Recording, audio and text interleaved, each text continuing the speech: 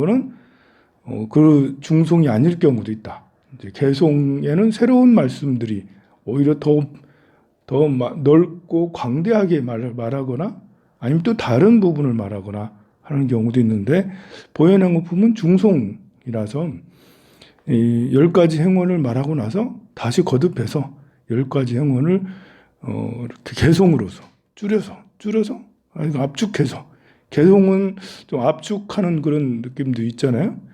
그래서 시방세계 곳곳마다 두루 계시는 과거 현재 미래 모든 부처님들께 맑고 맑은 몸과 말과 뜻을 기울여 빠짐없이 두루두루 예경합니다. 이 부분은 이제 예경 제부를 압축해서 한 거죠. 그리고 보현보살 행가원의 위실력으로 널리 모든 열애전에 몸을 놔두고 한 몸 다시 티끌수로 몸을 놔두고 티끌수의 부처님께 예경합니다. 이것도 이제 예배 공경하는 부분을 한 구절, 두 번째 구절도 역시 예배 공경하는 그런 부분이죠. 그리고 이제 티끌수의 부처님 계셔 곳곳마다 많은 모살 모이시었고 무진법계 티끌 속도 그와 같아서 부처님의 충만하신 깊이 믿으며 몸마다 한량없는 음성으로서 묘한 말씀 모두 내어 오는 세상 일체겁이 닿을 때까지 부처님의 깊은 공덕 찬탄합니다. 처음에 두 구절은 예배 공경이고 그 다음에 두 구절은 이제 찬탄 열애, 부처님에게 찬탄 열애를 하는 거예요. 보통 사언절구해서 네 줄이 하나에 한 파트가 되는 거예요. 하나씩. 여기 띄어쓰기가 지금 제대로 안 돼가지고 처음엔 띄어쓰기를 했는데 맨 앞줄은 띄어쓰기를 했는데 그 다음부터는 띄어쓰기 안 했어요. 그래서 보현보살 부처님께 예경합니다. 여기에 띄어쓰기 해야 되는 건데 그래서 네 줄에 하나씩 이제 네 줄 지나면 하나씩 띄어쓰기 하면 딱 된다고 생각하면 되는데 두 문단 나눈 거예요. 두 문단 앞에 두 문단은 예배 공경, 두 번째 두 문단은 찬탄 열애. 그리고 이제 아름답게 으뜸가는 열애 꽃 아래 여기는 세 번째 부분이죠. 다섯 번째 문단인 거이긴 한데 여기는 광수 공양의 의미가 있습니다. 아름답게 으뜸가는 열애 꽃 아래 좋은 음악 바른 향 보배일산 그리고 이와 같이 가장 좋은 장원구로서 시방삼세 부처님께 공양한다고 그러죠. 공양은 이제 문단이 세 문단이 그 밑에도 계속해죠. 가루향과 꽃눈향과 등과 촛불 그리고 빠짐없이 공양하고 넓고 수승하는 인의 지혜로 부처님을 깊이 믿으며 보현보살 행원력을 모두 기울여 모든 열에 빠짐없이 공양합니다. 여기까지가 이제 세 번째 광수 공양입니다. 그리고 네 번째 참회 업장에 대한 부분이 나오죠. 그래서 남김없이 참회합니다. 여기 참회합니다는 이제 나중에도 또 나오는데 여기서는 한 문단으로 이제 정리가 됐어요. 그리고 이제 참회 다음에 수의 공덕이 나오죠. 시방 3세 여러 종류 모든 스승과 모든 중생과 성문여가 유황마 여러 스승 그리고 부처님과 모든 보살의 진이 없이 온갖 공덕 기뻐합니다. 요게 한 문단으로 이제 그 수의 공덕이고 그 다음에 청전 법륜도 한 문단 그리고 청불주세도 한 문단 그리고 예경하고 찬탄하고 공양한 복덕 기뻐하고 참여 온갖 성근 중생들과 보리도에 회향한다. 이 보리도에 회향한다라고 이렇게 했을 때 여기서는 갑자기 청불주세 한 다음에 상수불학이 나오고 항선 중생이 나와야 되는데 여기서는 복의 회향이 나오고 그랬습니다. 그리고 이제 다시 계속해서 이 부분을 10가지 행원을 낱낱이 또 하나씩 또 계속해서 이야기를 하고 그래요. 요즘에는 풍수가 이제 온 나라에 참 뭐 시끄럽다고 해야 되나? 이야기가 정말 많이 되죠. 여러분들은 풍수를 믿나요? 풍수의 영향력. 풍수가 정말 장풍득수라고 그러죠. 장풍득수. 바람을 막고 장은 막을 장자예요. 물을 얻는다. 그러니까 바람 맞고 물을 얻는다라는 게 우리가 삶을 내가 살아가는 집이나 이제 이게 살아가는 집은 양택이고 이제 그 돌아가신 분의 묘는 음택이죠. 장풍득수가 잘 돼서 살아갈 때 내가 살아가는데 바람이 너무 세지 않고 우리나라에 보면 이제 이렇게 산 등성 산 마루에다 집 짓는 경우 못 봤잖아요, 그죠? 근데 중국에 가면 중국에 여러분들 성지순례 가면 중국 산 꼭대기에 뭐 오대산 꼭대기에 절을도 굉장히 많아요. 그 사람들은 그러면 이게 풍수 관계없나? 근데 장풍득수가 안 되잖아, 꼭대기가. 꼭대기 바람이 더 세잖아. 우리나라 사람들은 바람이 길을 날린다. 바람이 길을 흩은다. 길을 흩어버리는 그런 걸로 생각을 해요. 바람이 많이 불면 기가 흩어진다. 그 산등성이면 바람이 너무 많이 불잖아. 기가 흩어지는 거예요.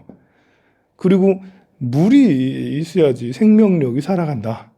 그래서 사람 살아가는 데는 바람이 너무 세고 그러면 일단은 이제 살 수가 없죠. 이제 그리고 물이 없잖아. 그 꼭대기에는 살기 좋은 데는 바람이 잘 불지 않고 바람이 안온하게 쌓여져 있고 그렇다고 정체된 건 아니고 생기가 돌고 또 물도 콸콸콸 나와가지고 살아가는데 지장이 없고 뭐 사람이 살아가는데 가장 최고로 좋은 상태 그런 것이 이제 장풍득수에서 풍수잖아요. 양택. 죽은 사람은 뭐 죽은 사람대로 음택을 하게 마련인데요. 그러면 산 꼭대기에 있는 데는 이 장풍득수가 안 되니까 그러면 거기 살면 다 죽어나가나? 그럼 중국 사람들은 어떤 절에 가면 절벽에다 잔도를 설치해가지고 거기서 어떻게 사나 몰라. 그것도 명찰이래, 명찰. 올라가는데도 길이 없으니까 잔도를 설치하는 거예요. 우리나라는 잔도를 잘 안 하잖아요. 잔도라는 거는 이제 절벽 같은 산에다가 이제 도로를 이렇게 따로 설치해가지고 이렇게 하는 이런 것들을 이제 잔도라고 그러는데, 거기는 잔도까지 설치해가지고 절벽에다 절을 그게 수천 년 내려오고 막 그래요. 굉장히 명찰이에요. 지금 관광 가면 우와 이러면서 이제 이게 중국에는 꼭대기에서 오대산 꼭대기, 뭐 아미산 꼭대기 이런 데 절이 많이 있는데요. 그 사람들은 건물을 짓고 건물이 일단은 바람을 막아주잖아요. 건물이 물은 불편해도 떠오는 거예요. 이 사람들은 중국 사람들은 우리나라 사람들하고 좀 다른가 봐요. 우리나라 사람들은 물이 바로 옆에 있어야 돼. 근데 이 사람들은 떼놈이잖아, 떼놈. 물이 바로 옆에 안 있어도 한 30분이나 1시간 걸어가가지고 물 떠와도 되는가 봐요. 이거 이렇게 체질이나 성향이나 이런 거에 따라서 풍수도 다르고 시대에 따라서 풍수도 다르다고 할 수가 있는 거죠. 그러니 여기 산꼭대기 등성이가 꼭 나쁘냐? 지금은 상관이 없다. 지금은 건축술이 뛰어나잖아요.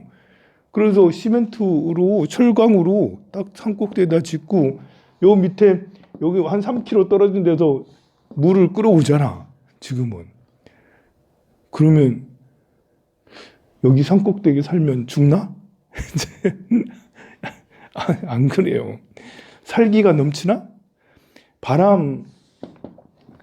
바람과 물이 드세면 살기가 나온다라고 그러죠. 바람이 길을 흩은다는 건 살기 아니겠어요. 그리고 물도 너무 세면 물이 주죽 너무 세면 물줄기가 세면 역시 살기다 이것도. 그래서 살기 때문에 살기가 힘들다. 살기 때문에 살기가 힘들어. 그런데 인간은 사람들이 서로 모여서 건축물을 짓고 또 물을 떠오고 이런 것들 인간의 노력으로 이게 평관이라고 그러거든요. 평관. 이제 이렇게 살기를 칠살이라고 그래. 칠살. 우리 살면서 칠살이라는 것이 평관이라는 걸 다른 말로 하면 칠살이라고도 하거든요. 제가 평관 자주 얘기하잖아요. 평관이 칠살이에요. 이제 그 살로 작용한다는 거예요. 근데 살인상생이라는 게 있어요. 살인상생. 살이 인을 만나면 서로 상생을 한다. 살이라고 무조건 살 맞아가지고 칼 맞아가지고 다 죽냐 이런 게 아니다. 살은 위험한 건데 극복하면서 살면 이 인이라는 것이 이제 인성, 문서, 생각 이런 건데요. 인내력도 같이 생각하면 돼요. 인내력. 살이라는 것을 극복하고 인내해가지고 서로 상생하게 한다.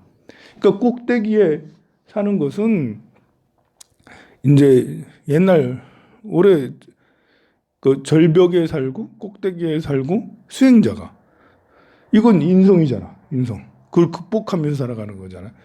서양의 수도원 같은 데 보면 수도원들도 서양에 뭐 이렇게 있는 수도원도 보면 꼭대기 같은 데 이런 데다가 그 수도원 짓고 이렇게 있는데 의외로 많습니다. 그런데도 1000년 동안 내려오고 막 이러잖아요. 그게 인성으로 살인상생한 거죠. 살로 오히려 인생을 이게 우리가 이제 관이라는 게 직업 이렇게 관직 나의 민무 책임 이런 게 정관이 있고 평관이 있어요. 나의 책임이 정관은 그냥 안정적인 거예요. 꿀인 거죠. 꿀. 보직을 딱 맡으면 사람들이 내 말도 잘 듣고 그리고 나는 적당히 자리만 유지하면 돼. 능력 별로 없어도 관이 딱 서 있으면 그냥 알아서 사람들이 아랫 사람들이 뭐 따라서 해주고 누가 대신 도와주고 막 이렇게 해. 그런데 정관이 문제는 뭐냐면 자칫하다가는 이기적이 돼요. 성인이 정관이 되기가 어려워요. 보현보살, 관세음보살, 찐장보살은 정관이 되기가 어렵다라는 거예요. 보현보살, 관세음보살님은 어떻게 해요? 어려운 걸 찾아다니잖아요. 정관은 찾아다니지 않아요. 여러분들 정관에서 우리 아들이 5급 공무원, 7급 공무원, 3급 공무원 하면 좋다고 이제 그렇게 합격해서 거기서 승진 잘하고 하면 좋다고 하겠죠. 세속적으로는. 그러나 이렇게 우리 승가는 뛰어난 가문이잖아. 그 남을 위해서 희생하지 않아요. 그 3급, 5급, 7급 이렇게 승진 잘 되고 이런 사람들은 보직을 잘 지키고 또 그 위계 질서를 잘 지키고 또 아랫사람들이 잘 따라서 이렇게 해주고 그래서 그런지 이기적이 돼. 이기적이. 우리 조직만 괜찮으면 돼. 우리 가족만 괜찮으면 돼. 근데 평관의 사람은 그게 아니에요. 평관은 어려움을 극복하면서 정관은 그 좀 야근 좀 하지? 그러면 뭐라는 줄 알아요? 야근 수당 주세요. 수당. 그리고 아니 우리 계약에 그런 거 없었는데요? 이렇게 이제 정정당당하게 얘기를 해요. 평관은 야근해서 우리 이거 끝내야 돼 이러면 속으로는 힘들지만 말은 못하고 맞아 내가 생각할 때도 오늘 저녁에 야근해야지 되는 것 같아. 밤새 좀 하고 그래서 끝내야지. 돈이 중요한 게 아니야. 이 임무를 끝내는 게 임무를 해내는 게 더 중요한 게 평관이에요. 결국은 그게 하루가 되고 이틀이 되고 가면 며칠이 지나고 한 달이 되고 하면 평관은 넉다운 되기도 하죠. 이 번아웃 돼가지고 나 이 회사 더 이상 못 다녀. 힘들어. 왜 나한테만 힘들고 어려운 일을 나한테만 다 주는 거야? 그래서 그렇게 해서 그만두게 되고 그 사람이 또 그러면 A라는 직장을 그만뒀어. 그 이유 때문에. 그 B라는 직장으로 또 갔는데 B라는 직장 처음에 입사 조건은 좋았어요. 근데 하루가 지나고 한 달이 지나고 1년이 지나고 하니까 똑같은 A라는 직장하고 똑같은 현상이 또 나타나는 거예요. 이분은 평관을 가지고 있기 때문에 이게 우리가 착한 사람을 어떤 사람들은 더 이용해 먹는다 하잖아. 아니, 착한 사람이 일을 더 많이 하게 된다고. 이용해 먹는 사람들도 있겠지만 그건 정말 나쁜 사람들이고, 또 가만히 또 이렇게 생각을 해보면 이용해 먹기보다는 저절로 그렇게 되기가 쉬워요. 편관이 있는 사람들은 그렇게 본인이 그 길을 가요. 그래서 살인상생을 해야 되는 거예요. 이 편관을 가진 사람은 성자가 돼야 될 사람이에요. 어려움을 극복하고 이겨내고 남들 해내기 어려운 일들을 해내는 사람이에요. 청와대가 완전 편관의 자리예요. 편관의 자리. 쉽지 않은 자리죠. 우리 북한산 자체가 북한산이 완전 돌산이거든요. 센 산이에요. 센 산. 합천에 가면 가야산 있잖아요. 가야산 뭐 화려합니다. 정말. 산 정상 올라가면 돌들로 가득해 보면. 북한산은 가야산만큼 돌이 많은 건 아니지만 그래도 악산이라고요. 굉장히 수려하고 아름답습니다. 돌이 많아가지고. 그리고 청와대 뒤에 있는 북악산, 악산이잖아. 이 산이 악산이라는 것은 자체가 이거는 이렇게 세다, 돌이 많다라는 거예요. 이게 금이거든요. 금. 돌이 많다. 쇠금자. 돌을 쇠 다 이게 금인데, 금이 숙살직이에요. 숙살직이. 모든 것을 살권을 쥐고 있다는 거. 살권을. 살이라는 것이 그 심판한다는 거거든요. 심판. 그지만 꼭 심판만 있는 게 아니라 여기서처럼 평관의 의미도 있어요. 어려운 자리라는 거지. 거기서 네 걸 챙기면 안 된다는 거죠. 이게 돌이 많고 뭐 이렇게 하는 것이 내 걸 안전빵으로 그냥 쉬운 자리가 아닌 거예요. 편안하게 살고 거기서 돈 나오고 권력 나오고 뭐가 나오고 그냥 거기 있으면 배가 막 불러지고 이런 게 아니라 거기서는 편관을 극복하면서 살아가야 되는 지금 있는 청와대 자리보다는 이렇게 경복궁이 좀 안전하죠. 안전하기는 마치 제가 이렇게 보면 경복궁은 통도사고 여기 청와대는 위에 비로암이나 이제 아니면 극락암이나 더 위에 백운암처럼 위에 산 그렇잖아요. 청와대가 보면 경복궁 위에 있잖아. 이게 보면 절로 도량으로 보면 경복궁이 본절이고 청와대가 나중에 어쩔 수 없이 경복궁 안에 앉을 수가 없으니까 청와대가 이렇게 뒤에 있는데 좀 높게 있거든요. 그 암자라고 암자. 그 해인사도 보면 성철 스님 백륜암에서 살았잖아요. 백륜암에서 성철 스님 계실 때가 해인사의 최전성기였어. 큰 어른께서 그렇게 제자들을 이렇게 이끌어주고 법문을 늘 해주시고 그렇게 해주셔서 그때 해인사가 70년대, 80년대가 최전성기였다고. 바로 청와대에 성철 스님이 계셨고 큰 절이 밑에 있었고 성철 스님은 뭐 했는 줄 알아요? 성철 스님은 아무것도 안 했어요. 사중에 재정 간섭을 전혀 하지 않았어요. 사중에서 뭘 말아먹든 뭘 하든 아무것도 안 하고 스님은 보름에 한 번씩 내려와가지고 대적광전에서 법문을 하시고 거기 선빵 있는데 선빵 한 번씩 시도 때도 없이 한 번씩 내려오셔가지고는 한 바퀴 휘잉 돌다 가시고 그러니까 뭐 주지 임명은 성철 스님이 하시긴 하셨지만 근데 뭐 여기 얼마 벌었냐 이런 거 갖고 와서 보고해라 이런 것도 없었고 너 왜 주지지를 그렇게 하니? 이런 것도 하지도 않으셨어. 야 총무나 이런 사람들 문제도 많이 일으켰거든요. 그러나 그런 걸 아주 한 번도 얘기를 하지 않으셨어요. 그런데 그때 70년대 80년대 해인사가 제일 잘 나갔어요. 전국에 스님들이 나 출가하고 싶은데 어디 가서 출가해요? 그러면 전부 다 해인사 가서 출가라고 그랬어요. 해인사가 얼마나 잘 돌아갔으면 그렇게 다 해인사 가서 출가하라고 그렇게 했겠어요.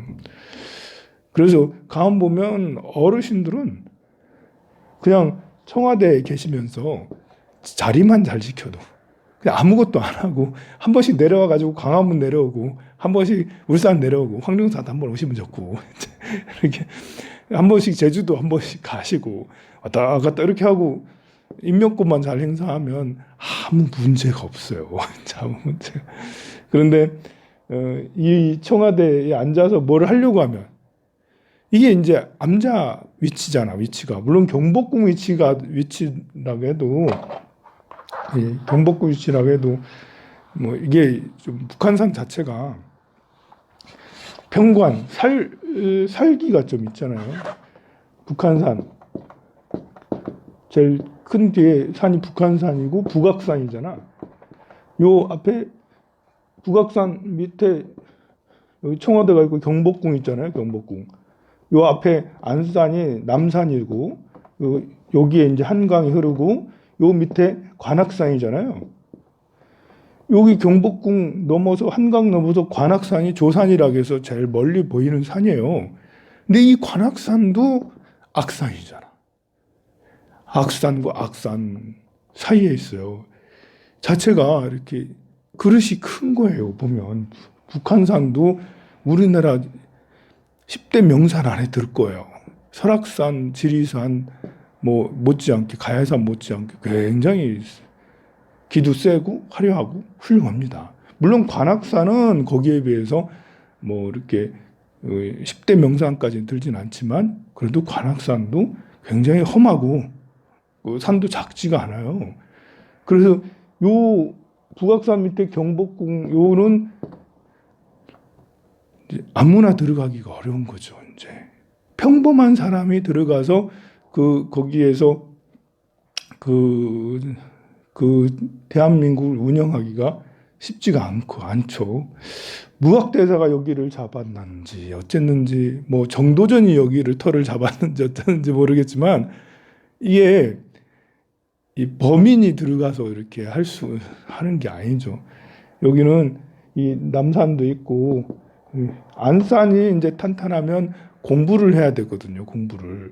공부를 하고 여기 용산은 밑에 있거든. 남산 밑에 바로 한강을 마주하고 있어요.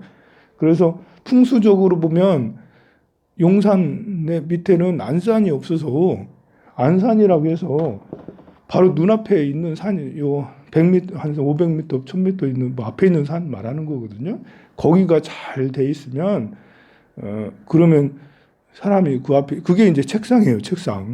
책상이기도 하고 그 말등처럼 거기 타는 거기도 하고 그게 내가 권세를 누린다는 것도 되는 거거든요. 김천 수도암도 가면 이 안산이 아주 이제 말등 타듯이 쭉 이렇게 돼 있어요. 내가 눈에 보이는 것보다 약간 높게 돼 있어. 그리고 나서 안산 위에 조산이 가야산이 연꽃처럼 이렇게 돼 있거든요. 그래도 아주 명당이라고 그러는 거예요. 그래서 공부하는 자리라고 하는 거야. 앞에 평평하게 이렇게 안산이 돼 있는데 그게 완전 책상이고 안산이 책상의 의미도 있거든요. 그럼 거기는 공부할 수밖에 없어. 그래서 조선 왕조의 왕들은 전부 다 공부를 중요시 여기는 거예요. 그래서 세종대왕도 천재 정조도 공부를 얼마나 잘했어요. 선조도 공부하면 빠지지 않았거든요. 영조도 공부하면 빠지지 않고. 그 유명한 군주들은 다 공부를 잘했어요. 이방원도 폭군이긴 하지만 공부 잘한 똑똑한 이방원이거든요. 그래서 조선 왕조의 왕들은 대부분 공부는 수재들이 많았습니다. 그게 터랑 관계가 있냐 없냐. 이제 풍수를 좋아하는 사람은 그게 터 때문에 그렇다 이야기하겠죠. 안산이 아주 잘 돼 있으니까. 근데 이 용산이라는 건 없어. 그 밑에 물이 있죠. 공부를 안 하면 우리 성렬 거사님은 시간이 다 됐네. 그래도 재밌잖아, 그죠?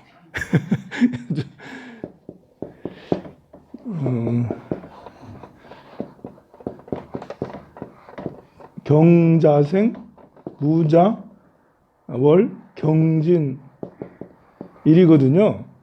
요분은 잘할 수 있는 게 같은 친구들하고 어울려 다니는 걸 잘할 수 있어요. 요게 이제 이렇게 마음을 같이 나누는 거거든요. 마음에 맞는 친구들하고 어울려 다니는 걸 잘할 수 있어요. 자, 늘 어울려 밥 먹으러 다니잖아. 친구들하고 사람들하고 어울려 자기가 잘할 수 있는 거예요. 이제.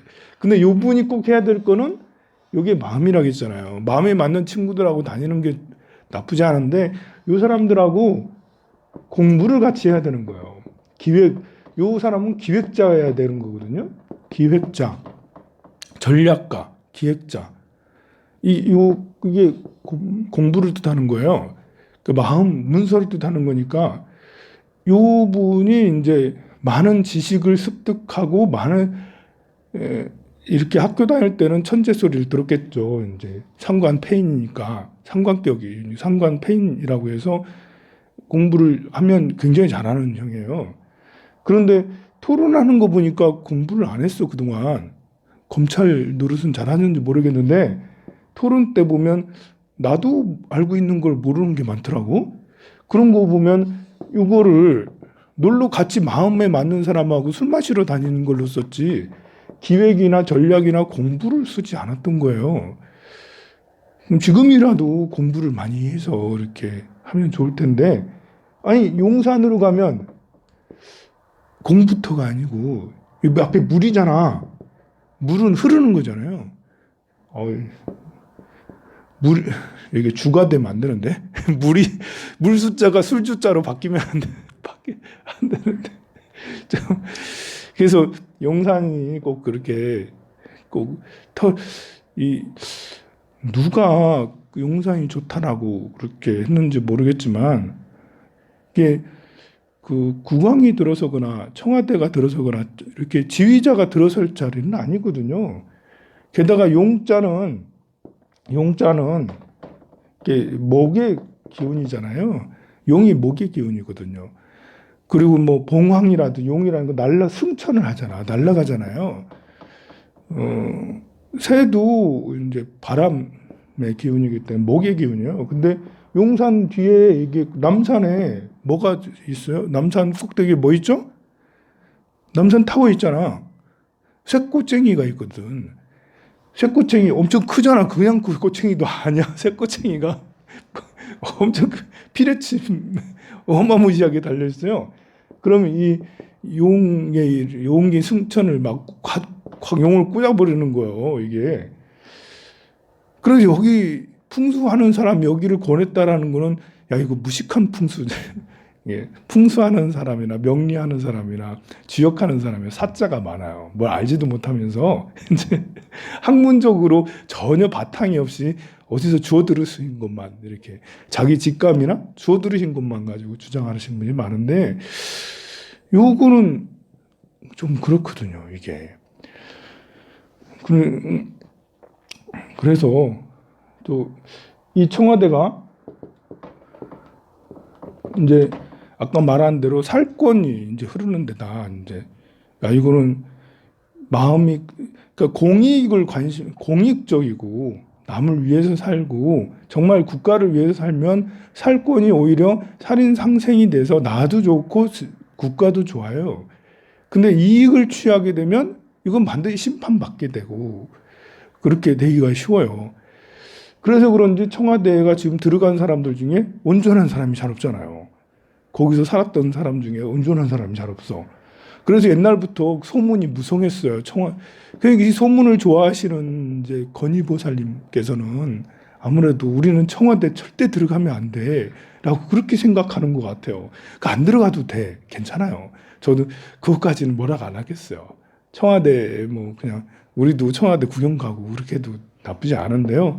그렇다면 그 용산 이런 데 가시지 말고 세종으로 가시면 좋겠다. 세종으로 국회까지 다 해가지고 세종으로 가시고 울산에 오시면 더 좋고 울산에 여기 성안동 넓기도 넓은데 그쪽 성안동 다 오시면 그러면 너무 좋겠다. 이제 괜히 그 이렇게 지금 이렇게 아직 취임도 안 하셨는데 뭐 이렇게 그 사실은 이제 자영업자들 죽어나가서 자영업자들 이렇게 뒷바라지 해주고 추경 예산도 이렇게 더 짜가지고 해서 어려운 사람들 돕는 걸 하는 것이 더 우선인데 지번 기르는 걸 가지고 한다는 게 좀 많이 그렇습니다. 어제 신문을 보니까 새로 인수위원 하시는 분들이 공약이 이제 좀 아닌 것은 빼자, 정리하자. 이렇게 인수위원회에서 주요한 사람들이 그렇게 얘기를 하더라고요. 이게 참 그렇습니다. 이제 공약이라는 거는 내가 이걸 하겠다라는 건데 그걸 반드시 해야 되는 거잖아요. 그래서 공약 이행률이라는 게 있고, 그래서 이재명 거사는 보면 공약을 굉장히 신중하게 내거든요. 신중하게 내서 그걸 꼭 해야겠다라고 다짐을 하고 본인도 계속 밝히고 나 이거 할 거예요. 그런데 아니 기사를 보니까 이제 공약이 너무 허무맹랑한 게 많다라는 식으로 얘기를 해서 그걸 좀 줄여야 될 게 많다. 그래서 50조 민중을 위해서 50조를 서민을 위해서 써야 되겠다 이런 것이 아니고 50조 대출하고 세제 혜택을 주겠다는 식으로 바꿔버리고 그러면 국민들 빚만 더 내고 세제 혜택 해봐야 얼마나 된다고. 세제 혜택은 돈 많은 사람이나 혜택이 큰 거죠. 이게 자영업자가 세제 혜택을 받으면 얼마나 받겠어요? 기업이 큰 기업이나 좀 돈 많이 버는 사람은 세제 혜택을 받으면 정말 억대가 되지. 자영업자라 하더라도 좀 규모가 크면 세제 혜택 받으면 억대로 받을 수 있습니다. 그런데 저 치킨집하고 저기 식당하고 이런 데는 세제 혜택 받으면 몇십만 원, 몇백만 원 이런 데밖에 안 돼요. 보면 안 하는 것보다 낫지만 그거보다 더 중요한 건 실질적인 지원책이 더 중요한데 꼭 돈이 아니더라도 다른 어떤 제도라도 만들어 가지고 자영업자들을 보상을 해주는 그런 것들 연구를 해야 되는데 그런 연구를 해야 되는데 밥이나 먹고 다니고 용산이나 가고 이렇게 해가지고 그렇습니다. 성불하세요.